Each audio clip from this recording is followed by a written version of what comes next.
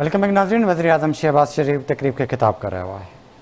शबाना रोज़ मेहनत की बदौलत अता की है, उनमें उन लोगों को भी शामिल करते हैं जो सफ़ेद पोश हैं, जो मफलूकुल हाल हैं।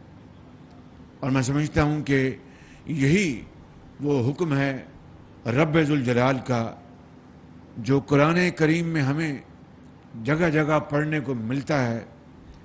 और उनके ऊपर जो लोग अमल पैरा हैं, सही मानों में वो दीन और दुनिया दोनों कमा रहे हैं। यहाँ पर भी जन्नत के घर अल्लाह ताला उनको अता फरमाएंगे और अगले जहाँ में भी उनको जन्नत में घर अता फरमाएंगे। इससे बड़ी मैं समझता हूँ कि सादत और इज़्ज़त का और कोई मुकाम हो नहीं सकता। ये बात 2013 की है। मेरी मुलाकात उस वक़्त जनाब मियाँ एहसन और इकबाल करची साहब से हुई और मैं इनको कुछ हवाले से पहले से भी जानता था और इनकी जो नेक नामी है उससे भी मैं वाकिफ़ था। तो मुझे उन्होंने कहा कि आप हमने एक यूनिवर्सिटी बनानी है और यही बिल्कुल एक फिलैंथ्रॉपी का ये काम है, तो उसमें मसाइल हैं, उनको हल करवा दें। तो मैंने कहा ज़रूर इंशाअल्लाह मैं उसके लिए हाज़िर हूँ। साथ ही मुझे उन्होंने कहा कि हम एक यहाँ पर हस्पताल खैराती अल्लाह ताला की राह में हम हस्पताल बनाना चाहते हैं। मैंने कहा बहुत खुशी की बात है, मगर मैंने कहा मेरी एक शर्त है। उनके जी क्या? मैंने कहा कि 2010-11-12 के सैलाब में 2010-11 के सैलाब में तुर्की के जो उस वक्त वज़ीर-ए-आज़म थे और आज सदर हैं जनाब तैयब अर्दोआन ने 60 बेड का मुजफ्फरगढ़ में जो सैलाब के दिनों में डूबा हुआ था मुकम्मल तौर पर, डेरा गाजी खान और दूसरे इलाके, सैलाब में इतनी तबाही थी कि बयान नहीं कर सकता आदमी। आज भी जब वो तसव्वुर दिमाग में दिल में आता है तो आदमी कांप जाता है। तो मैंने कहा मैं उस अस्पताल को देख के आया हूँ, वो 60 बेड का अस्पताल है लेकिन स्टेट ऑफ द आर्ट है।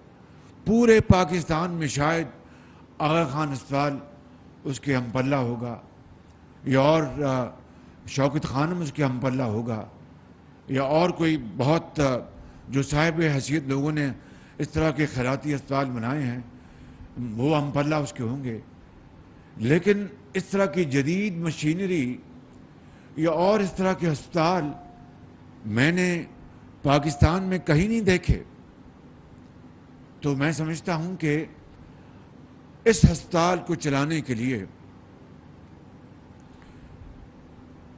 हुकूमत इसके काबिल नहीं है, क्योंकि मैं जानता हूं मैं हुकूमत का यहाँ पर वज़ीर आला हूं, वो नहीं चला सकती। ये वही अस्पताल बन जाएगा, सरकारी एक अस्पताल जहाँ पर कभी दवाई नहीं मिलेगी, कभी डॉक्टर साहब नहीं होंगे।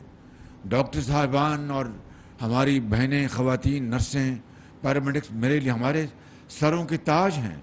वो जो खिदमत इंसानियत के लिए जिन्होंने अपने आप को वक्फ कर रखा है। लेकिन जिस तरह माशरे के हर तबके में खाली डॉक्टर साहबान ये मेडिकल शोबा नहीं, हर तबके में, चाहे वो सियासी मैदान है, चाहे वो ब्यूरोक्रेसी है या और मैदान है, वहाँ पर जो मामलात बसा औकात ख़राब होते हैं उनको हम अच्छी तरह जानते हैं। तो मैंने कहा कि ये मैं चाहता हूँ कि ये अस्पताल सियासी रंग न अख्तियार कर जाए।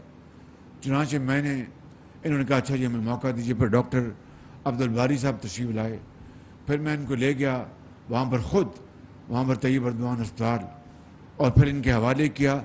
Rest is history. इतना शानदार तरीके से इन्होंने वो अस्पताल चलाया। एक वाक़या सुनाता हूँ। इस दौरान जब मैंने पंजाब की हुकूमत के करता धरता बुलाए तो एक मुतलका सेक्रेटरी ने कहा कि ये آپ ان کو ہینڈ اوور نہیں کر سکتے؟ میں نے کہا کیوں؟ ان کا جی کہ آپ کو بڈز منگوانی ہوں گی، یعنی بولیاں دینی ہوں گی۔ سچی بات ہے، میرا اس وقت پارا چڑھ گیا۔ میں نے اس کو کہا کہ یہ ہم کوئی دوائیاں منگوا رہے ہیں یا مشینری منگوا رہے ہیں یا کوئی ایسی آئٹم منگوا رہے ہیں جو کہ جہاں پر بولی دینی ہوگی، اور سب سے کم بولی دینے والے کو یا سب سے اچھی مشینری دینے والوں کو ہم شفاف طریقے سے کانٹریکٹ اوارڈ کریں گے۔ یہ تو ریورس آرڈر میں بات کر رہا ہوں۔ ان کے کیا مطلب ریورس آرڈر؟ میں نے کہا یہ تو ہم دے رہے ہیں ایسے ادارے کو جو کہ ایک دھیلے کی نہ ہم سے تنخواہ لینا چاہتا ہے، وہ ہم سے صرف جو اس وقت حکومت کا خرچہ ہے ایسے ہسپتالوں کو چلانے کے لیے جہاں پر دوائیاں حکومت دیتی ہے اور دوسری جو طبی سہولتیں دیتی ہیں، وہ خرچہ، وہ بجٹ وہ چاہے گا، اس کے علاوہ تو وہ کچھ نہیں ہم سے چاہتے۔ تو اس میں بولی کہاں سے آ گئی؟ آپ یہ کہہ رہے ہیں مجھے کہ اس یعنی جو خیراتی اسپتال اس کے اوپر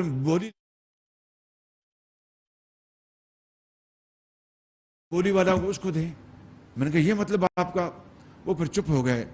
میں نے کہا یہ بات خدا کا نام مانے کہ آج ہم نے ایک بسم اللہ کی ہے کہ ایسے ہسپتالوں کو ہم ایسے اداروں کے حوالے کر دیں جن کا پورے پاکستان میں نہیں دنیا میں جن کا نام ہے اور کوئی انگلی ان کے اوپر نہیں اٹھا سکتا۔ مثال کے طور پر ڈاکٹر باری جو انڈس کے انچارج ہیں، تو میں نے کہا آپ کہتے ہیں کہ ڈاکٹر باری کو میں کہوں کہ بولی دیں مجھے، اور میں حکومت پنجاب میں سب سے زیادہ بولی دینے والے پیسے اس کی جیب میں آئیں۔ میں نے کہا کچھ خدا کا خوف کریں، کچھ اللہ کو مانیں، اور اس جو دکھی انسانیت ہے اس کے اوپر رحم کریں، ترس کریں۔ وہ آدمی بہرحال خاموش ہو گئے۔ میں نے پھر اپنا جو میری عادت ہے، میں نے اپنا ڈنڈا چلایا اور میں نے ہسپتال ان کے حوالے کر دیا۔ میں نے اس کے بعد وہ ہسپتال ہم نے 120 بیڈ کا ہم نے اس میں توسیع کی۔ اتنا پھر انہوں نے وہاں پر جو آرتھوپیڈک وہاں پر سینٹر بھی بنایا انہوں نے، یہ انڈس ہسپتال والوں نے، اور وہ پورے اس علاقے میں وہ اتنا مصروف ہسپتال ہو گیا کہ میں آپ کو بتا نہیں سکتا۔ اور میں نے یہ کہا کہ یہ ہسپتال جو ہے اب شاید لاہور سے لوگ یہاں مظفر گڑھ آئیں گے، اتنی شاندار یہ فیسلٹی ہے۔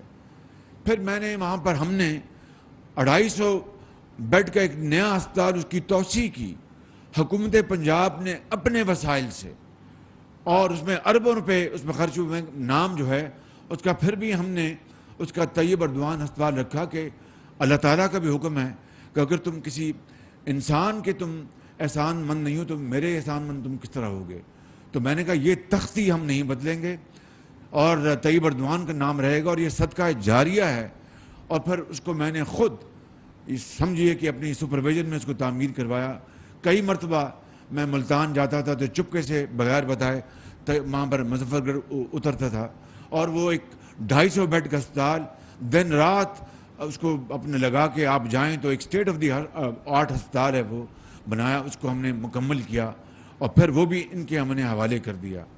اس کے بعد لاہور میں کانا میں ہسپتال بنایا نیا، وہ بھی انہوں نے مجھے کہا جی آپ ہم پہ بہت لوڈ ڈال رہے ہیں، یہ تو مناسب نہیں ہے۔ میں نے کہا اگر آپ لوگ اس کو لوڈ سمجھتے ہیں تو میں اس کو کسی طریقے سے بانٹ سکتا ہوں، لیکن اچھے لوگ اگر آگے آئیں گے تو یہ لوڈ ان کو بھی ہم حوالے کر دیں گے، لیکن ابھی آپ نے یہ ماڈل بنایا، یہ ماڈل اب آگے اس کو رواج پانے دیں، اس کو فروغ اس کو ہم دیتے ہیں تاکہ سب کو ترغیب ہو کہ پاکستان کے اندر اگر ہم نے منافع بھی کمانا جو آپ کا حق ہے تو اپنی جیب سے خدا کو راضی کرنے کے لیے خرچ بھی کرنا ہے جو ہمارا فرض ہے۔ تو پھر اس کے اسی حوالے سے انہوں نے کہا اچھا جی ٹھیک ہے ہم کر لیتے ہیں۔ پھر میں نے کانا کا ہسپتال ان کے حوالے کیا، سبززار کا ہسپتال ان کے حوالے کیا، پھر وہاں پر برکی میں جو زچا بچا کا ہسپتال وہ سب سے پہلے وہ ان کے حوالے کیا، پھر میں نے منامہ میں ایک ہسپتال بنایا بارڈر کے قریب، وہ ان کے حوالے کیا، رائے ونڈ میں ہسپتال جو چل نہیں رہا تھا وہ ان کے حوالے کیا۔ تو میرے بزرگوں، بھائی اور بہنوں، یہ ہے وہ رشتہ، یہ ہے وہ رشتہ اخلاص کا اور عوام کی ترقی اور ان کی بہبودی کا، ان کے علاج معالجے کا، جس نے ہمیں بہت وہ قریب لے آئے ہمیں، اور میں سمجھتا ہوں کہ یقین کر لیں کہ آج یہ ہسپتال جو انہوں نے بنایا، میں نے جو مظفر گڑھ میں 250 بیڈ کا ہسپتال بنایا تھا، میں نے جو کانٹریکٹر تھا، ڈیزائن تھا، میں نے شرط رکھی تھی کہ باہر لال اینٹ ہوگی، کوئی پتھر نہیں ہوگا، کہ پتھروں سے اپنے قومیں نہیں بنتی، ماربل سے قومیں ترقی نہیں کرتی، وہ کرتی ہیں محنت، دیانت اور امانت اور ماڈرن نالج اور ٹیکنالوجی سے۔ تو میں نے وہاں پر کہا کہ وہاں پہ باہر اینٹ لگے گی جو ریڈ برک ہے، جس کو مغلیہ برک بھی آپ کہتے ہیں، اندر بہترین سہولتیں ہوں گی، موسٹ ماڈرن گیجٹریز، اور وہاں پر مشینیں، سی ٹی اسکین اور یہ تمام چیزیں۔ وہ الحمدللہ ہماری حکومت کے آخری عام میں ہسپتال مکمل ہوا، میں نے اس کا افتتاح بھی کیا، وہ بھی پھر ہم نے ان کے حوالے کیا، اور یہ لاہور میں ہسپتال جو یہ چلا رہے ہیں، تو یہ صدقہ جاریہ ان کی طرف سے، ان میں سے کوئی تنخواہ نہیں لیتا، وہ صرف جو بجٹ ہے حکومت پنجاب کا، اس کا استعمال جو ہے وہ انتہائی شفاف اور غریب آدمی تک پہنچتا ہے۔ میں سمجھتا ہوں کہ اس ماڈل کو آج انہوں نے عملی شکل دی ہے، اور اربوں روپے جو انہوں نے اپنی محنت سے کمائے ہیں، اربوں روپے انہوں نے ڈونیٹ کیے ہیں۔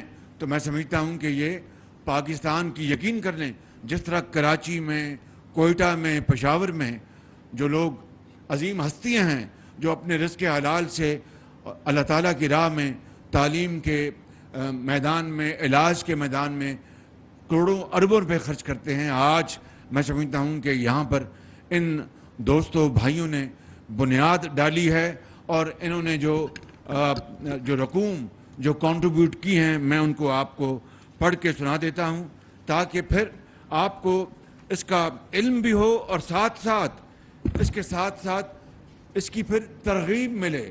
یہی اللہ کا حکم ہے کہ آپ اپنی نمائش نہ کریں، لیکن بعض اوقات آپ کو یہ بتانا پڑتا ہے کہ دوسروں کو ترغیب ملے، وہ انسپائر ہوں، ان کو یہ اپنا حوصلہ ملے کہ بھئی ہم بھی اس نئے کام میں آگے بڑھیں گے۔ تو جن لوگوں نے یہاں پہ بنیاد رکھی، ان میں جناب اقبال کرچی صاحب کی، ان کی پوری فیملی، جناب جاوید ارشد بھٹی صاحب اور جناب میاں محمد احسن صاحب، یہ فاؤنڈرز ہیں اس ہسپتال کی۔ انہوں نے آغاز کیا، اور جس طرح آپ کو اعجاز گوہر صاحب نے بتایا کہ پھر قافلہ بڑھتا گیا، اور انہوں نے اربوں روپے انہوں نے کنٹریبیوٹ کیے ہیں۔ جہاں تک مجھے علم ہے، اقبال کرچی صاحب نے 2 ارب روپے کنٹریبیوٹ کیے ہیں۔ 2 ارب روپے، یہ منہ سے کہنے والی بات ہے، اور آپ نے یہ نہیں کہ ان کو خوش کرنے کے لیے، اللہ کو خوش کرنے کے لیے اور خود کو ترغیب دینے کے لیے تالی آپ کو زور سے لگانی چاہیے تھی، میرے ساتھ مل کے لگائیں۔ پھر اسی طرح میاں محمد احسن نے 1 ارب سے زائد انہوں نے رقم یہاں پر اپنا کنٹریبیوٹ کیا ہے۔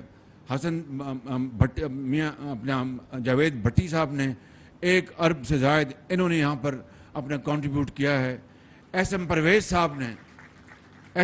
صاحب نے 1 ارب عطا کیا ہے۔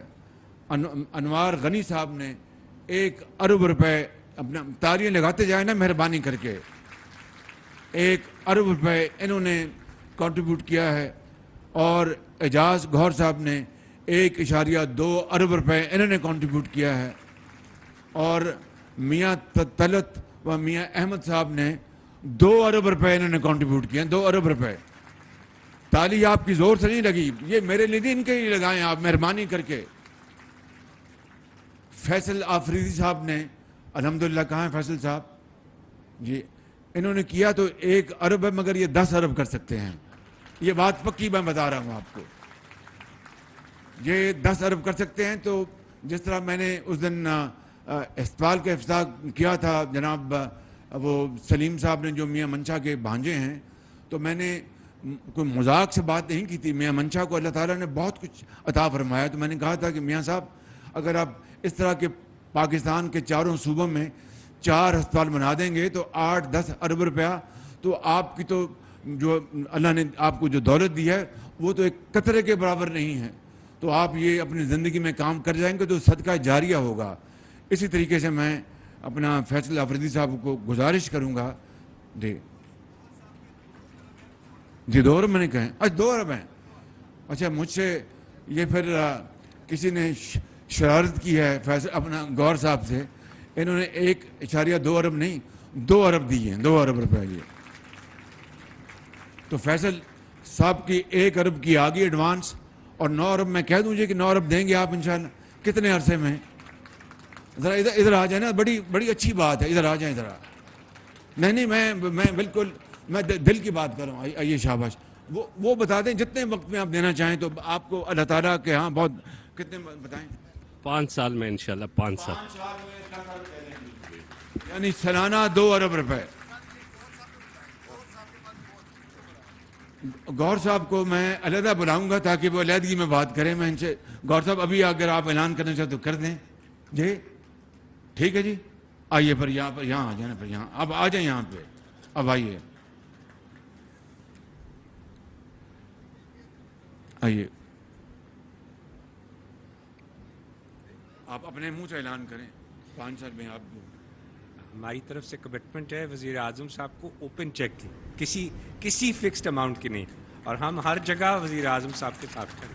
It's an open cheque. 2 ارب روپے ہم انڈس ہاسپٹل نہیں، کو میں یہاں اوپن چیک نہیں کلوز چیک چاہتا ہوں.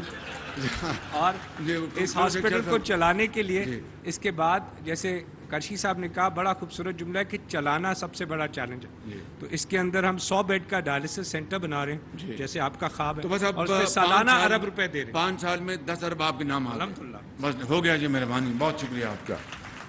تو یہ اب اوپن نہیں، دس از اے کلوز ٹرانزیکشن.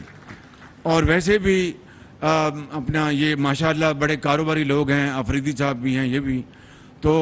اور جائز کام ان کے حکومت سے پڑھتے ہیں. جائز کام، میں ناجائز کام کی بات بالکل نہیں کر رہا. جائز کام میں پڑھتے ہیں تو حکومتیں جو ہیں وہ جو بعض کو افسر شاہی اس میں مداخلت کرتی ہے اور روکتی ہے اس کو. تو میں یہ ان کو یقین دلاتا ہوں کہ جائز کام ان کے ضرور ہوں گے، مگر شرط یہ ہے کہ ہر جائز کے کام کے ساتھ اس ہسپتال میں پیسے ڈالتے جائیں انشاءاللہ. یہ بہت بڑی ان کی قربانی ہے. اللہ تعالیٰ آپ کو اس کا صلہ عطا فرمائے گا، اور اس جہاں میں بھی اور اگلے جہاں میں بھی اللہ تعالیٰ آپ کو بہت نعمتوں سے نوازے گا. جو قرآن کریم میں اللہ تعالیٰ نے اپنا فرمایا اور وعدہ فرماتا ہے. یہ میرا وعدہ ہے. یہاں پر جید علماء کرام بیٹھے ہیں میرے سامنے. اللہ تعالیٰ ان کو زندگی دے، صحت دے. یہ بڑے قابل اور نیک علماء کرام ہیں، اور ان کی اسلام کی ترغیب کے لیے، ترویج کے لیے بے پناہ ان کے اور ان کے بھائیوں کی، ان کے خاندان کی بڑی ان کی کاوشیں ہیں اور قربانیاں ہیں. میں آخر میں 2-3 باتیں عرض کرنا چاہتا ہوں. ایک یہ کہ چونکہ یہاں پر زیادہ کاروباری دوست جہاں بیٹھے ہیں، آج مجھے اپنا 5 سال بعد ڈاکٹر صاحب بھی ان کی مجھے ملنے کا مجھے موقع ملا ہے. ڈاکٹر صاحب بیٹھے ہیں. یہ میں ان کو ہمیشہ کہتا ہوں کہ ایک فرشتہ صفت انسان ہے. آئیے ڈاکٹر صاحب ذرا ادھر آ جائیں.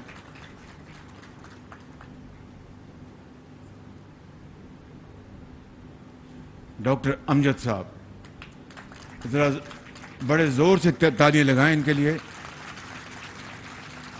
اور باخدا انہوں نے پنجاب ایجوکیشن انڈاؤمنٹ فنڈ